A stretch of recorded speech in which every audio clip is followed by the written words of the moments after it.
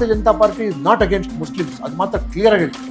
V are against only those persons including Hindus who are against the country, that's all. ಹೊಡೆದಾಕ್ಬೇಕ್ರಿ, ಹೊಡೆದಾಕ್ಬೇಕು. ದೇಶ ಹಿತಕ್ಕೆ ವಿರುದ್ಧವಾಗಿ ಯಾರಿದ್ದಾರೆ ಅವರು ಇರಬಾರ್ದು. ಯಾಕಂದರೆ ಕ್ಯಾನ್ಸರ್ ಥರ ತಿಂದುಬಿಟ್ಟಿದ್ದಾರೆ, ಕ್ಯಾನ್ಸರ್ ಅದು ಕ್ಯೂರ್ ಮಾಡೋಕ್ಕೆ. ಏನು ನಮ್ಮ ನಾಯಕರು, ಯಾವ ನಿಮ್ಮ ನಾಯಕ ರೀ? ನಿಮ್ಮ ನಾಯಕ ಕೊಲೆ ಮಾಡ್ತಾನೆ. ಇದೇ ಕರ್ನಾಟಕ ಸರ್ಕಾರ ಒಬ್ಬ ಬಾಂಗ್ಲಾದೇಶಿ ಕಡೆ ಒಂದು ಕಂಪ್ಲೇಂಟ್ ತಗೊಂಡು ಪುನೀತ್ ಕೆರೆಹಳ್ಳಿ ಮೇಲೆ ಕೇಸ್ ಮಾಡ್ತಾರೆ ಅಂತ ಇದನ್ನ ನಾಚಿಕೆ ಆಗುವಂಥ ವಿಷಯ. ಅಲ್ಲಿ ಹೆಣ್ಮಕ್ಳ ಸುರಕ್ಷತೆ ಬಗ್ಗೆ ಅದ್ರ ಬಗ್ಗೆ ಅಂತೂ ನಾವು ಎಷ್ಟು ಕಮ್ಮಿ ಮಾತಾಡ್ತೀವಿ ಅಷ್ಟು. ದರ್ಶನ್ ಅವರು ಅದು ತುಂಬಾ ಟೈಮ್ ಆಗಿದೆ, ಜೈಲಿಗೆ ಹೋಗಿ ಅಭಿಮಾನಿಗಳಿಗೆ ಏನು ಅಂತ ಹೇಳಿದ್ರೆ ಯಾವಾಗ ಬರ್ತಾರೆ ಅನ್ನೋ ಎಲ್ಲ ಪೋಲಿಗಳ ಗುಂಪು, ರೌಡಿಗಳ ಗುಂಪು. ಬೇಕಾದ್ರೆ ಇನ್ನೊಂದ್ಸರ್ತಿ ಹೇಳಿ ನೀವು, ಐ ಡೋಂಟ್ ಕೇರ್. ಇಷ್ಟು ಜನ ಸಾವಿರಾರು ಸಂಖ್ಯೆ ಹುಡುಗರಿಗೆ ಪೋಲಿ ಮಾಡಿಬಿಟ್ಟು ನಿರುದ್ಯೋಗಿಗಳು ಮಾಡಿಬಿಟ್ಟು ಅವ್ರಿಗೆ ಜೈಲ್ಗೆ ಹೋಗಂಗೆ ಅನುಕೂಲ ಮಾಡಿಕೊಟ್ಟಿದ್ದೀನಿ ನೀವು ಈ ಫ್ಯಾನ್ಸ್ ಅಸೋಸಿಯೇಷನ್ ಮೂಲಕ ಅಂತ. I must compliment Siddaramaiah for that, not Parameshwar but Siddaramaiah, for giving a full free hand to Chandan Kumar to carry out a good investigation. ನನಗೂ ಟ್ರಾಲ್ ಮಾಡೋಕ್ಕೆ ಪ್ರಯತ್ನ ಮಾಡಿದ ಮಕ್ಕಳ ಯಾರು ಮಾತಾಡೋ ಬಂದರೆ ಅದು ಬ್ಲಡಿ ಫುಲ್ಲಿ ಉಂಟು bloody police station and see that you are punished ಅಂತ.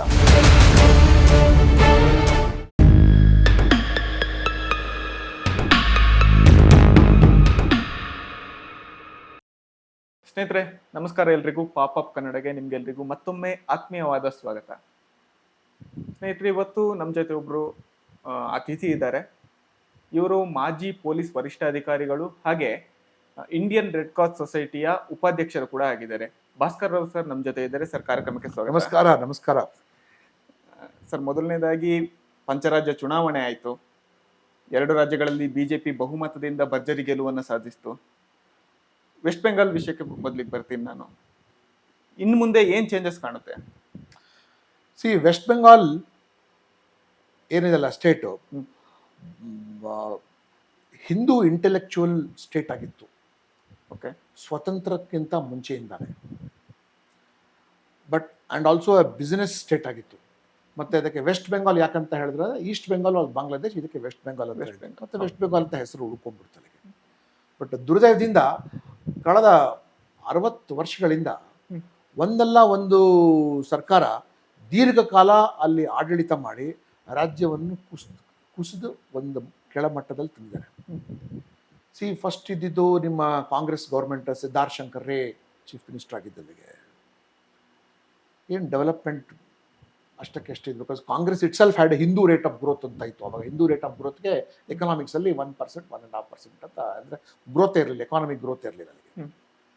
ದೆನ್ ಕಾಂಗ್ರೆಸ್ ಕಿತ್ತಾಕಿ ಕಮ್ಯುನಿಸ್ಟ್ ರಾಜ್ಯ ಬಂತು. ಜ್ಯೋತಿ ಬಾಸು ಮತ್ತು ಬುದ್ಧದೇವ್ ಭಟ್ಟಾಚಾರ್ಯ ಇದ್ದಿದ್ದಲ್ಲಿಗೆ.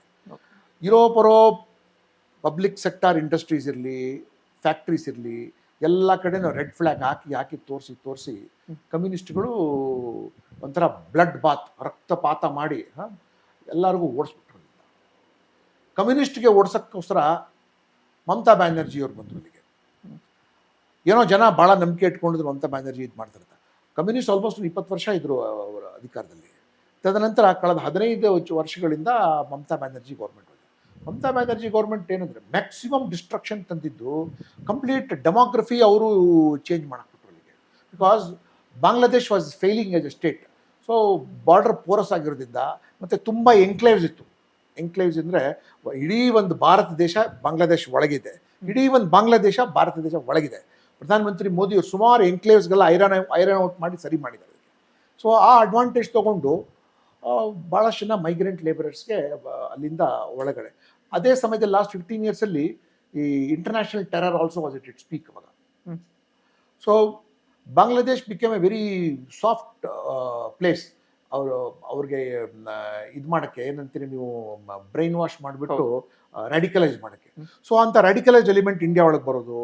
ಮತ್ತು ಇದನ್ನು FICN is foreign fake Indian foreign currency, FICN. It's a large scale, small scale industry ಥರ ಟ್ರೈನಲ್ಲಿ ಅಲ್ಲಿಂದ it comes all the way to south India ಒಳಗೆ. Then drugs also started coming over here. So ಇದೆಲ್ಲ ನಡೆಸೋಕ್ಕೆ ಒಂದು very favourable atmosphere Mamata Banerjee ಭಾಳ ಚೆನ್ನಾಗಿ ready ಮಾಡಿದ್ರು.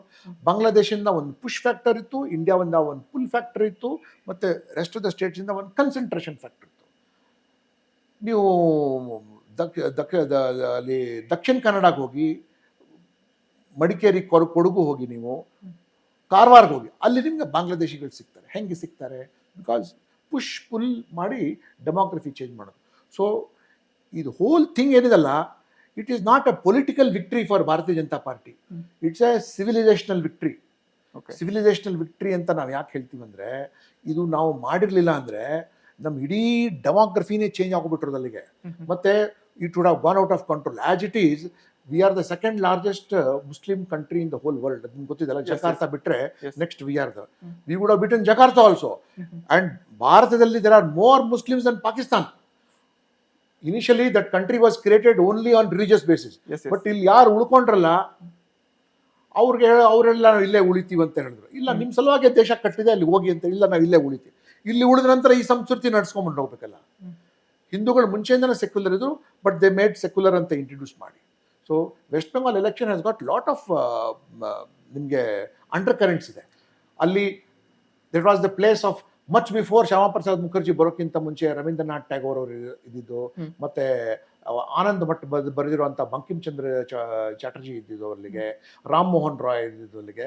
ಸೊ ಭಾಳಷ್ಟು ರಿಫಾರ್ಮ್ಸ್ ಅಲ್ಲಿ ಬಂದಿದ್ದು. ಅಂದರೆ ಸನಾತನ ಭಾಳ ಡೀಪ್ ಆಗಿ ಇನ್ಗ್ರೇಂಡ್ ಆಗಿತ್ತು. ರಾಮಕೃಷ್ಣ ಪರಮಹಂಸ, ವಿವೇಕಾನಂದ ಎಲ್ಲ ಬಂದಿರುತ್ತೆ. ಅಲ್ಲಿ ಹೋಗ್ಬಿಟ್ಟು ಕಂಪ್ಲೀಟ್ ನೀವು ಆ್ಯಂಟಿ ಹಿಂದುತ್ವ ಫೋರ್ಸಸ್ ತೊಗೊಂಡ್ಬಿಟ್ಟು ಆ್ಯಂಡ್ ರಾಜಾರೋಷವಾಗಿ ಇಲ್ಲಿರುವಾಗ it was necessary. It is like a ಜನವೇ ಒಂದು ಸರ್ಜಿಕಲ್ ಸ್ಟ್ರೈಕ್ ಮಾಡಿ ಅದನ್ನು ಕಿತ್ತು ಹಾಕಿದ್ದಾರೆ. MLA ಗಳು ಕೂಡ ಗೂಂಡಾಗಳು, MLA all MLAs are criminal MLAs with the active. See, Bharatiya Janata party is not against Muslims, ಅದು ಮಾತ್ರ ಕ್ಲಿಯರ್ ಆಗಿ ಹೇಳ್ತೀವಿ. We are against only those persons including Hindus who are against the country, that's all. ದೇಶದ ವಿರುದ್ಧವಾಗಿ ಯಾರಿದ್ದಾರೆ ಅವ್ರಿಗೆ ವಿರುದ್ಧವಾಗಿ ನಾವಿದ್ದೀವಿ ಹೊರತು ನಾವು ಕ್ರಿಶ್ಚಿಯನ್ ವಿರುದ್ಧ, ಮುಸಲ್ಮಾನರ ವಿರುದ್ಧ ಅಂತ ನಾವೇನಿಲ್ಲ. ಅಂದ್ರೆ ಅಲ್ಲಿಯ ಇದು ಒಂದು ರೀತಿಯಾಗಿ ಕಳೆದ especially last 5 years Mamata Banerjee policies ಏನಿತ್ತಲ್ಲ, ಇಟ್ ವಾಸ್ ಎಷ್ಟು ಮಟ್ಟಿಗೆ ಅಪೀಸ್ಮೆಂಟ್ ಇತ್ತು ಅಂದರೆ, ಅವರು ಮುಸ್ಲಿಂ ಕ್ರೌಡ್ಸ್ಗೆ ಹೋಗ್ಬಿಟ್ಟು ಹೇಳ್ತಾ ಇದ್ರು, ಅಲ್ಲಾ ತುಮಕೋ ಮಾಫ್ ನೈ ಕರೆಗಾ ಅಗರ್ ತುಮ್ ಹಿಂದೂ ಕೋ ನೈ ಮಾರೇಗಾ ಅಂತ. ಅಂದರೆ ಆ ಮಟ್ಟಕ್ಕೆ ಅವ್ರಿಗೆ ಪ್ರವೋಕ್ ಮಾಡ್ತಾ ಇದ್ರು. ಸೊ ಆ್ಯಂಡ್ ದುರ್ಗಾ ಪೂಜಾ ಇರಲಿ, ಸರಸ್ವತಿ ಪೂಜಾ ಇರಲಿ, ಹಿಂದೂ ಹಬ್ಬಗಳಿಗೆಲ್ಲ ಕಡಿವಾಣ ಹಾಕೋದು, ಮಾಡೋದಕ್ಕೆ. So those things did not work out. ಅಲ್ಲಿ CBI ಎನ್ಕ್ವೈರಿಗೆ ಅಂತ ಹೋದ್ರೆ, CBI ರೈಡಿಗೆ ಅಂತ ಹೋದ್ರೆ ಕಲ್ಲು ಹೊಡಿಸ್ತಿದ್ರು. ಹೌದು, CBI ವಾಸ್ ಚೇಸ್ಡ್ ಔಟ್. ನನ್ನ batchmate Rajeev Kolkata police commissioner ಆಗಿದ್ದ, ಅವ್ನಿಗೆ ಫುಲ್ ಡಿಫೆಂಡ್ ಮಾಡಿದ್ರು. ಅವ್ನ ಮನೆ ಮುಂದೆ ಹೋಗ್ಬಿಟ್ಟು, ಒಂದು ಪೊಲೀಸ್ ಕಮಿಷನರ್ ಮನೆ ಮುಂದೆ ಹೋಗ್ಬಿಟ್ಟು ಚೇರ್ ಹಾಕೊಂಡು ಈಗ ಕುತ್ಕೊಂಡ್ಬಿಟ್ಟಿದ್ದಾರೆ, CBI ರೇಡ್ ಮಾಡಬಾರ್ದು ಅಂದರೆ. ಸಿ, ಇನ್ಸ್ಟಿಟ್ಯೂಷನ್ ಬ್ರೇಕ್ ಡೌನ್ ಆಗೋಯ್ತಲ್ಲ. ಈಗ ಅದೇ ರಾಜೀವ್ಗೆ ಈಗ ರಾಜ್ಯಸಭಾದ ಸದಸ್ಯರು ಮಾಡಿದ್ದಾರೆ. ಅಂದರೆ ಇಲ್ಲಿ ಏನೋ ಇವ್ರದ್ದು ಶಾರದಾ ಸ್ಕ್ಯಾಮು, ನಾರದಾ ಸ್ಕ್ಯಾಮ್ ಒಳಗೆ ಎಲ್ಲ ಪಾತ್ರಗೆ ಅವನು ಡಿಫೆಂಡ್ ಮಾಡಿದ್ದಕ್ಕೆ ಅವ್ನಿಗೆ ನೋಡ್ಕೊಳ್ಬೇಕಾಗಿ, ಅವ್ನು ನೋಡ್ಕೊಂಡ್ರೆ ಅವನು ಇವ್ರಿಗೆ ನೋಡ್ಕೊಳ್ಬೇಕಾಗಿ. ಸೊ ಕಂಪ್ಲೀಟ್ ಬ್ರೇಕ್ ಡೌನ್ ಆಗಿತ್ತದು. ಅದು ಜನ ಅದಕ್ಕೆ ಅರ್ಥ ಮಾಡಿಕೊಂಡು, ಮತ್ತು ಭಾರತೀಯ ಜನತಾ ಪಾರ್ಟಿ ಮತ್ತು ಸಂಘ ಪರಿವಾರದ ನಿರಂತರ ಪರಿಶ್ರಮದಿಂದ ದೇಶದ ಹಿತಕ್ಕಾಗಿ ಮಾಡಿದ್ದು, ಯಾರು ಸ್ವಹಿತಕ್ಕಲ್ಲ ಆಗಿದ್ದಕ್ಕೆ ಜನ ಅದು ಸ್ಪಂದನೆ ಮಾಡಿ, ಜನ ಅರ್ಥ ಮಾಡಿಕೊಂಡು ಅವರ ಸನಾತನ ಸರ್ಕಾರ ಅಲ್ಲಿ ತಂದು. ಎಲೆಕ್ಷನ್ ಬಗ್ಗೆ ನೋಡೋದಾದ್ರೆ, ಇತ್ತೀಚೆಗೆ ಈಗ ಮೋದಿ ಸರ್ಕಾರ ಸೆಂಟ್ರಲ್ ಬಂದ ಮೇಲೂ ಕೂಡ ಈ ಬಾರಿಗಿಂತ ಕಳೆದ ಬಾರಿ ಎಲೆಕ್ಷನ್ ನೋಡಿದ್ರೆ ಬೂತ್ಗಳನ್ನ ಇಟ್ಕೊಂಡು ಓಡೋಗ್ತಿದ್ರು, ಕೆರೆಗಳಿಗೆ ಎಸೆತಿದ್ರು. West Bengal and Kerala are known for election violences. ಮುಂಚೆ ಬಿಹಾರಲ್ಲಿ ಇತ್ತು ಅದಕ್ಕೆ. ಅದು ಯಾಕಂದ್ರೆ ಈ ಫೋರ್ಸ್ ತುಂಬಾ ತಿನ್ನಾಗಿ ಸ್ಪ್ರೆಡ್ ಮಾಡ್ತಾರೆ. ನಮ್ಮ ಹತ್ರ ಸಾಕಷ್ಟು ಫೋರ್ಸ್ ಇದೆಲ್ಲ, ಬೇಕಾದ BSF ಇದೆ, CRPF ಇದೆ, ITBP ಇದೆ, ಅಸ್ಸಾಂ ರೈಫಲ್ಸ್ ಇದೆ, ಪ್ರೊಟೆಕ್ಷನ್ ಫೋರ್ಸ್ ಇದೆ ನಮ್ಮ ಹತ್ರ, SSB ಇದೆ ನಮ್ಮ ಹತ್ರ. ಯೂಸ್ ಮಾಡೋಣ ಪೀಸ್ಫುಲ್. ಈ ಸರ್ತಿ ಒಂದು ಡೆತ್ ಅದು ಆಯ್ತಾ? ಅಲ್ಲಿಗೆ ಆಗಿಲ್ಲ, because force was present over there. But ಕಳೆದ ಬಾರಿ ಯಾಕೆ ಇದಾಯ್ತು? ಕಳೆದ ಬಾರಿ ಹಾಕಿಲ್ಲ ಫೋರ್ಸು. ಓಕೆ, ಮಾಡ್ಬೋದಾಗಿತ್ತು, ಮಾಡಿಲ್ಲ. ಕಳೆದ ಬಾರಿ ಎಲೆಕ್ಷನ್ 300 ಪೀಪಲ್ ನೋಡಿ. ಸಾಮಾನ್ಯವಾಗಿ ಒಂದು ಆಕ್ಸಿಡೆಂಟಲ್ ಸತ್ತರೇನೆ ಮನೇಲಿ ಎಷ್ಟು ಬೇಜಾರು. ಒಂದು ಸನಾತನ ವಿಚಾರಧಾರೆಗಾಗಿ ಒಬ್ಬ ಮನುಷ್ಯ ಪ್ರಾಣ ಕೊಡ್ತಾನೆ ಅಂದರೆ, ನಾನು ಈ ಮನೇಲಿದ್ದೀನಿ, ನಾನು RSS ಸದಸ್ಯನಾಗಿದ್ದೀನಿ, ನನಗೆ ಹೆಂಡತಿ ಇದ್ದಾಳೆ, ಮಕ್ಕಳಿದ್ದಾರೆ, ತಂದೆ ಇದ್ದಾರೆ, ತಾಯಿ ಇದ್ದಾರೆ, ನನಗೆ ನಂಬ್ಕೊಂಡಿರೋ ಜನ ಇದ್ದಾರೆ. ನಾನು ಇಂಥ ಒಂದು ವಿಚಾರಧಾರೆ ಇಟ್ಕೊಂಡಿರುವಾಗ ನನಗೆ ಯಾರು ಹೊರಗಡೆ ಮರ್ಡರ್ ಮಾಡಿಬಿಟ್ರೆ ದಟ್ ಇವನು RSS ನವನು ಅಂತ ಹೇಳಿದ್ರೆ ಅದು ನನ್ನ ಮೇಲೆ ಒಂದೇ ಅಲ್ಲ, ಇಡೀ ಹಿಂದುತ್ವದ ಮೇಲೇನೆ ಒಂದು ಹಲ್ಲೆ. ಅಂಥದ್ದು ಒಂದಲ್ಲ ಎರಡಲ್ಲ, 300 people have lost their life. 300 people have lost their life. ಅವ್ರಿಗೆ ಏನು ಉತ್ತರ ಕೊಡ್ತೀರ ಅವ್ರಿಗೆ? And there all unarmed people. ಅವರೇನು ಶಸ್ತ್ರ ತಗೊಂಡು ಹೋಗಿಲ್ಲ. ಅವ್ರಿಗೆ ಎಲ್ಲೋ ರಾತ್ರಿ ಏನೋ ಸೇವೆ ಮುಗಿಸ್ಕೊಂಬರುವಾಗ ಅಥವಾ ಶಾಖ ಮುಗಿಸ್ಕೊಂಬರುವಾಗ ಅಥವಾ ಏನಾದರೂ ವ್ಯವಹಾರ ಮುಗಿಸ್ಕೊಂಬರುವಾಗ ಅವ್ರು ಹುಡುಕಿ ಯಾಕೆ ಹಿಂದುತ್ವದ ಬಗ್ಗೆ ಅವ್ರು ಮಾತಾಡಿದ್ದಾರೆ, RSS ಬಗ್ಗೆ ಮಾತಾಡಿದ್ದಾರೆ. ಅಂದರೆ ಅಂಥ ಅಭಿಮಾನಿ. ಇಲ್ಲಿ ನಾವು ಸ್ವಲ್ಪ ಏನಾದರೂ ಎಡತಡೆ ಆಗ್ಬಿಟ್ರೆ ಅದಕ್ಕೆ ಪರಿಹಾರ ಕೊಡಿ, ಅದು ಕೊಡಿ, 108 ಮಾತಾಡ್ತೀವಿ. ಅವರು ಜೀವನೇ ಕೊಟ್ಬಿಟ್ರಲ್ಲ ಅವರು. ಅಲ್ಲಿ ಹೆಣ್ಮಕ್ಳ ಸುರಕ್ಷತೆ ಬಗ್ಗೆ ಅದರ ಬಗ್ಗೆ ಅಂತೂ ನಾವು ಎಷ್ಟು ಕಮ್ಮಿ ಮಾತಾಡ್ತೀವಿ ಅಷ್ಟು ಒಳ್ಳೇದು. ಅಲ್ಲಿರೋ ಗ್ರಾಮ ಪಂಚಾಯತ್ ಮಟ್ಟಿಗೆ ಇರಲಿ, ಅಲ್ಲಿ ಯಾರೋ ಹಳೆ ಕಾಲದಲ್ಲಿ ಹೊರ ರಾಷ್ಟ್ರಗಳಿಂದ ಬರೋ ಸೇನೆಗಳು ಇರ್ತಾ ಇತ್ತಲ್ಲ, ಯಾರು ಹೆಣ್ಮಕ್ಳು ಕಂಡುಬಿಟ್ರೆ ನಮ್ಮನೆ ಹತ್ರ ಕಳಿಸ್ಬೇಕು ಅಂತ, ಆ ಮಟ್ಟಕ್ಕೆ ಅದು ಅಲ್ಲಿ ಹೋಗಿತ್ತು. ಮತ್ತು ಆ ಕೇಸ್ ರಿಪೋರ್ಟ್ ಕೂಡ ಆಗ್ತಾ ಇರಲಿಲ್ಲ. ಆ ಕಾರಣಗಳಿಂದ ನೋಡಿ ಎಷ್ಟೋ ಜನ ಬೆಂಗಾಲಿಗಳು ಬೆಂಗಾಲ್ ಬಿಟ್ಬಿಟ್ಟು ಎಲ್ಲ ಕರ್ನಾಟಕ ಬಂದ್ಬಿಟ್ಟಿದ್ದಾರೆ. ನಿಮಗೆ ಗೊತ್ತಿದೆ, ನಾನು ಬ್ಯಾಂಗ್ಳೂರ್ ಸಿಟಿ ಕಮಿಷನರ್ ಇರೋವಾಗನೇ ಅವಾಗ ಹೇಳಿದೆ, ಬೆಂಗಾಲಿ ಸಂಖ್ಯೆ ಎಷ್ಟಿದೆ ಗೊತ್ತಾ ಬೆಂಗಳೂರು ಸಿಟಿಲಿ? 12 ಲಕ್ಷ ಇದೆ. 12 lakhs. ಹೌದಾ? 12 lakhs. 6 ನಿಮಗೆ ಕಾನ್ಸ್ಟಿಟ್ಯೂನ್ಸಿ ಆಗೋಷ್ಟು ಜನ ಇಲ್ಲಿದ್ದಾರೆ. ನಿಮಗೆ ಒಂದು ಕಾನ್ಸ್ಟಿಟ್ಯೂನ್ಸಿ 2 ಲಕ್ಷ ಜನ ವೋಟರ್ಸ್, 12 ಲಕ್ಷ ಜನ ಇದ್ದಾರೆ ಬೆಂಗಾಲೀಸ್ ಇಲ್ಲಿ. ಎಷ್ಟು ಬೆಂಗಾಲಿ ಸಂಘಟನೆಗಳಿದೆ, ಬೆಂಗಾಲಿ ಸಂಸ್ಥೆಗಳಿದೆ ಇಲ್ಲಿಗೆ, ಬೆಂಗಾಲಿ ದೇವಸ್ಥಾನಗಳಿದೆ ಇಲ್ಲಿಗೆ. Nobody wants to stay in Bengal because ಅಲ್ಲಿ ನೋ. ಆ್ಯಂಡ್ ಇದೇ ನೋಡಿ, ನಿಮಗೆ ಉದಾಹರಣೆ ಕೊಡ್ತೀನಿ. ಬೆಂಗಾಲ್ ಯಾವ ರೀತಿ ಇತ್ತು ಸ್ವತಂತ್ರದ ಟೈಮಲ್ಲಿ ಅಂದರೆ, ಬ್ರಿಟಿಷರು ಎಲ್ಲ ಪಬ್ಲಿಕ್ ಸೆಕ್ಟಾರ್ ಅಂಡರ್ಟೇಕಿಂಗ್ಸ್ ಅಲ್ಲೇ ಇಟ್ಟಿದ್ರು. ಲಾಲಿಸನ್ ಅಂಡ್ ಕಂಪನಿ ಅಂತ ಇತ್ತು ಅಲ್ಲಿಗೆ. ದೆನ್ ನಿಮಗೆ ಇದು ಗ್ರೈಂಡ್ವೆಲ್ ಇದು ಜೆಸಪ್ಸ್ ಅಂಡ್ ಕಂಪ್ನಿ ಅಂತ ಇದ್ದಿದ್ದು ಅಲ್ಲಿಗೆ. ಬ್ಲ್ಯಾಕ್ ಆ್ಯಂಡ್ ಡೆಕ್ಕರ್ ಅಂತ ಹೋದ ಅಲ್ಲಿಗೆ ಎಲ್ಲ ಫಾರಿನ್ NGO ಎಲ್ಲ ಕ್ಲೋಸ್ ಆಗ್ತಾ ಬಂತು ಅಲ್ಲಿ ಒಂದೊಂದಾಗಿ. ಮತ್ತು ಸಿಂಗೂರಲ್ಲಿ ಟಾಟಾ ಸಹ ಮಾಡಬೇಕು ಅಂತ. ಸೊ ಮತ್ತು ಇಂಟೆಲೆಕ್ಚುಯಲ್ ಭದ್ರಲೋಕ್ ಅವಾಗ ಏನು ಹೇಳೋರು, what Bengal things today rest of India things tomorrow ಅಂತ. ಆ ಲೆವೆಲಲ್ಲಿ ಅವ್ರು ಮಾತಾಡ್ತಾ ಇದ್ರು ಬೆಂಗಾಲಿಗಳ ಬಗ್ಗೆ. ಅಂಥ ಬುದ್ಧಿವಂತರು ಬೆಂಗಾಲ್ನವ್ರು, ಅಷ್ಟು ಬುದ್ಧಿವಂತರು. ಯಾಕಂದರೆ ಇಡೀ ನಿಮಗೆ ಆನಂದ ಮಠ್ ಅಂತ ಪುಸ್ತಕ ಬರೆದವರು ಬಂಕಿಮ್ ಚಂದ್ರ ಚಟ್ಟೋಪಾಧ್ಯಾಯ, ಅವ್ರಿಗೆ ಅರೆಸ್ಟ್ ಆಗುವಾಗ ಅವ್ರ ಸಂಸ್ಕೃತದಲ್ಲಿ ಬೇರೆಯವ್ರಿಗೆ ಹೇಳ್ತಾರೆ, ಬ್ರಿಟಿಷರ್ ಸೋಲ್ಜರ್ಸ್ ಮುಂದೆ ಇರುವಾಗ ಏನೇ ಕಾರಣ ಬಂದರೂ ಬಾಯಿ ಬಿಡಬೇಡಿ, ಯುದ್ಧ ಮಾಡಿ ಅಂತಂದರೆ ಅಷ್ಟು ಮಟ್ಟಕ್ಕೆ ಧೈರ್ಯ ಕೊಡೋ ಸ್ಥಳ ಆಗಿತ್ತು ಅಲ್ಲಿಗೆ. And Singapore became a country 1948. ಮಲೇಷ್ಯಾದಿಂದ ಅವ್ರಿಗೆ ಇದು ಬಂತು, ಬಿಡುಗಡೆ ಆಯಿತು. ಸೊ ಲೀ ಕಾನ್ ವ್ಯೂ ಹೇಳಿದ್ರು 10 ವರ್ಷ ಒಳಗೆ ನಾವು ಕಲ್ಕತ್ತಾ ಥರ ಆಗಬೇಕು ಅಂತ ಅವರು ಪ್ರಮಾಣ ತಗೊಳ್ತಾರೆ. ಕಲ್ಕತ್ತಾ ಎಲ್ಲಿದೆ, ಸಿಂಗಪೂರ್ ಎಲ್ಲಿದೆ ಈಗ?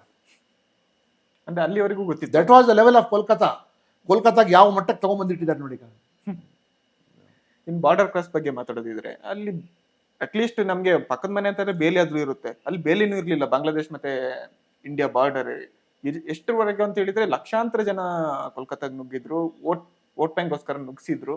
ಫಸ್ಟ್ ಮುಂಚೆ ಬರೀ ವೆಸ್ಟ್ ಬೆಂಗಾಲ್ ಎಲೆಕ್ಷನ್ಸ್ಗೆ ಅವರು ವೋಟ್ ಬ್ಯಾಂಕ್ ತರ ಬರ್ತಾ ಇದ್ರು. ಈಗ ನಾವು ಇಡೀ ಇಂಡಿಯಾ ಬಿಹಾರ್ಗೂ ಅವರೇ ಬರ್ತಾರೆ.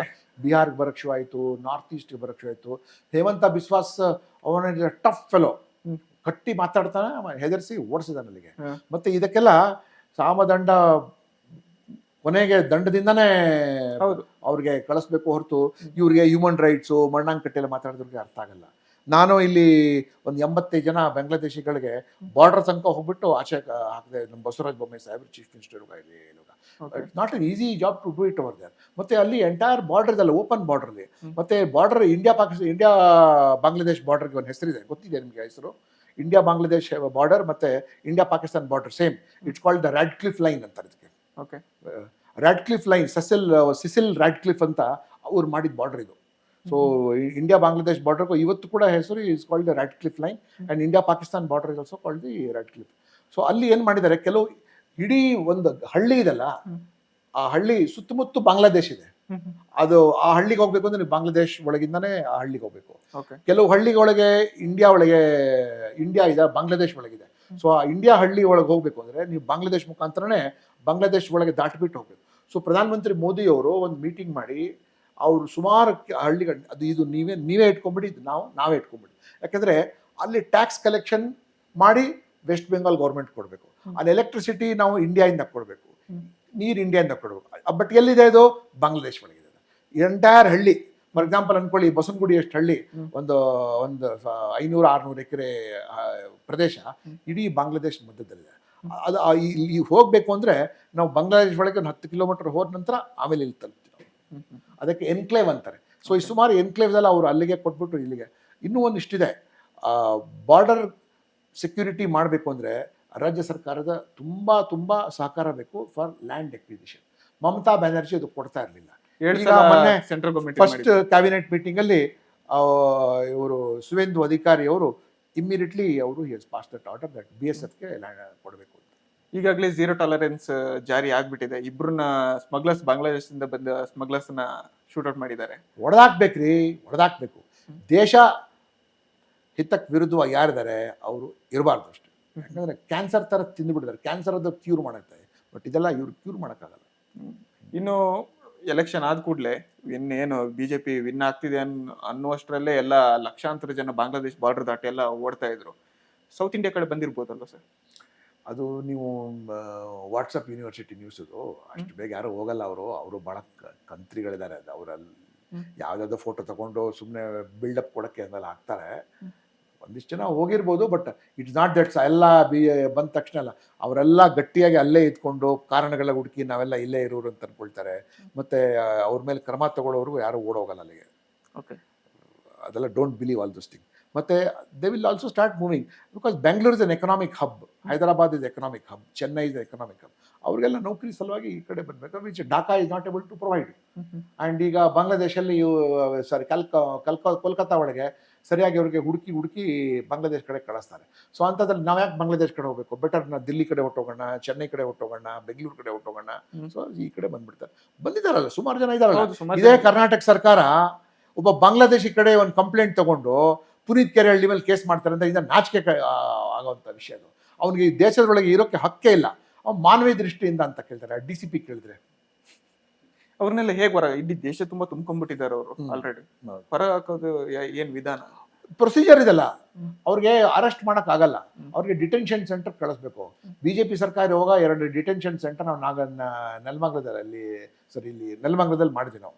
ಅದು ಬಸವರಾಜ ಬೊಮ್ಮಾಯಿ ಸಾಹೇಬ್ರು ಭಾಳ ಇಂಟ್ರೆಸ್ಟ್ ತಗೊಂಡ್ರು ಮಾಡಿದ್ದಕ್ಕೆ. ಇವರು ಕಳಿಸ್ಬೇಕಲ್ಲ, ತಾಕತ್ತಿರ್ಬೇಕಲ್ಲ. ಇವರು ಇಲ್ಲಿ ಕೂಡ ಓಟ್ಬೇಕು. ಇಲ್ಲಿ ನೋಡಿ ನಿಮಗೆ ಚಾಮರಾಜಪೇಟೆಯಲ್ಲೇ ಒಂದು 15,000-20,000 ಬಾಂಗ್ಲಾದೇಶಿಗಳು ಇದ್ದಾರೆ ಅಲ್ಲಿಗೆ.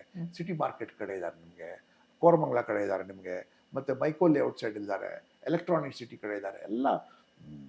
ಆವಾಗ ನನ್ನ 6 ವರ್ಷ ಹಿಂದೆ CP ಇರುವಾಗ ನಾನು ಅವಾಗಲೇ ಹೇಳಿದೆ 3 ಲಕ್ಷಕ್ಕಿಂತ ಜಾಸ್ತಿ ಬಾಂಗ್ಲಾದೇಶಿ ಬೆಂಗಳೂರಲ್ಲಿ ಇದ್ದಾರಂತೆ. ಈಗಂತೂ ಇನ್ನೂ ಜಾಸ್ತಿ ಆಗಿದ್ದಾರೆ.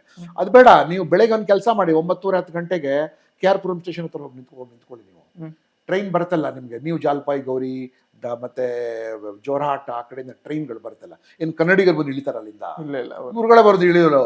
ಎಲ್ಲಿ ಹೋಗ್ತಾರೆ ಇವ್ರು? ಬಂದ ತಕ್ಷಣ ಒಬ್ಬ ಏಜೆಂಟ್ ಕಾಯ್ಕೊಂಡಿರ್ತಾರೆ, ನಾವು ಫ್ಲಾಗ್ ಇಟ್ಕೊಂಡು. ಇವರೆಲ್ಲ ಅವನ ಹತ್ರ ಮುತ್ತಾಕೊಳ್ತಾರೆ. ಆಮೇಲೆ ಒಂದು ಬಸ್ಸಲ್ಲಿ ಕರ್ಕೊಂಡು ಎಲ್ಲ ಒಂದು ಕಡೆ ಊಟಕ್ಕೆ ಕರ್ಕೊಂಡು ಹೋಗ್ತಾರೆ. ಊಟಕ್ಕೆ ಕರ್ಕೊಂಡು ಆಯ್ತು, ನೀನು ಅಲ್ಲಿ ಹೋಗೋ, ನೀನು ಇಲ್ಲಿ ಹೋಗೋ, ಅಲ್ಲಿ ಹೋಗೋ ಅಂತ ಡಿಸ್ಪ್ಯೂಟ್ ಮಾಡ್ತಾರೆ. ಏನು ಮಾಡ್ತಾ ಇದೆ ಇಂಟರ್ನಲ್ ಸೆಕ್ಯೂರಿಟಿ ಡಿಪಾರ್ಟ್ಮೆಂಟಲ್ಲಿ ಕರ್ನಾಟಕದಲ್ಲಿ? ಸುಮ್ಮನೆ ಅದಕ್ಕೆ ಡಸ್ಟ್ಬಿನ್ ಥರ ಪರಮೇಶ್ವರಿ ಬಿಸಾಕ್ಬಿಟ್ಟಿದ್ದಾರೆ. ISDಗೆ ಹೇಳಿ ಹೋಗಲ್ಲ, ಎಲ್ಲ ಟ್ರೇಸ್ ಮಾಡಿ, ನೀವು ಯಾರು ಬರ್ತಾರ ಡಾಕ್ಯುಮೆಂಟ್ ಚೆಕ್ ಮಾಡಿ ಅಂತ. Why are you not doing all those things? ಯಾಕಂದರೆ ಈ ಕರ್ನಾಟಕ ಒಂದು ಅಪೀಸ್ಮೆಂಟ್ ರಾಜಕೀಯ ಇದು. ಇಲ್ಲಿ ಬಂದರೆ ಇವ್ರಿಗೆಲ್ಲ ಓಲೈಕೆ ತಾಣ ಇದು.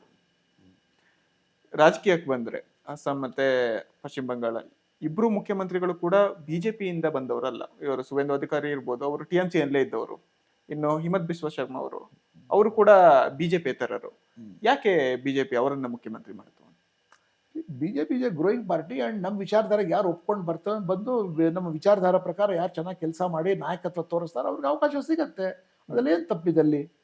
It can happen anywhere. Okay, ಇನ್ನು ತಮಿಳ್ನಾಡಿಗೆ ಬರೋದಾದ್ರೆ ಸರ್, TVK ಪಕ್ಷ ಅಧಿಕಾರಕ್ಕೆ ಬಂದಿದೆ. ಇದು ಮೈತ್ರಿ ಸರ್ಕಾರ ಮಾಡಿಕೊಂಡು ಈಗ ಅಧಿಕಾರದಲ್ಲಿ ಕೂತಿದೆ. ಮುಂದೆ ಏನ್ ಅನ್ಸುತ್ತೆ? ಯಾಕಂತ ಹೇಳಿದ್ರೆ ಒಬ್ಬ ನಟ ಮುಖ್ಯಮಂತ್ರಿ ಆಗಿದ್ದು ರಾಜ್ಯಕ್ಕೆ ಇದು ಒಂದು ದಕ್ಷಿಣ ಭಾರತದ ಫೆನೋಮೆನ ಇದು. ಬಹುಶಃ ಕರ್ನಾಟಕದಲ್ಲಿ ಆಗೋಗ್ಬಿಟ್ಟಿರೋದು. ಡಾಕ್ಟರ್ ರಾಜ್ಕುಮಾರ್ ಅವ್ರ ಮೇಲೆ ತುಂಬ ಒತ್ತಡ ಇತ್ತು, ನೀವು ರಾಜಕೀಯಕ್ಕೆ ಸೇರ್ಕೋಬೇಕು ಅಂತ. ಆದರೆ ರಾಜ್ಕುಮಾರ್ ಅವರು ನಾನು ರಾಜಕೀಯಕ್ಕೆ ಬರೋದಿಲ್ಲ ಅಂತ ಅವರು ತಿರಸ್ಕರಿಸ್ಬಿಟ್ರು.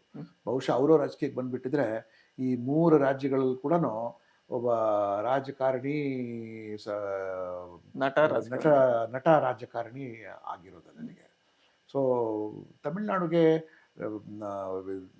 ರಾಜಕಾರಣ ಹಾಗೂ ನಟ ಇದು ರಂಗಮಂಚ ಬೇರೆ ಬೇರೆ ಏನಿಲ್ಲ. ಹ್ಮ್. ಅವರು ಹಿಂದೆನೂ ಅವಕಾಶ ಕೊಟ್ಟಿದ್ದಾರೆ, ಜಯಲಲಿತಾಗೂ ಅವಕಾಶ ಕೊಟ್ಟರು, MGR ಕೊಟ್ಟರು, ಮತ್ತು ಅದನ್ನಲ್ಲಿ ಆಂಧ್ರ ಪ್ರದೇಶದಲ್ಲಿ NT ರಾಮಾರಾವ್ ಅವರು ಕೂಡ ಬಂದಿದ್ದಾರೆ.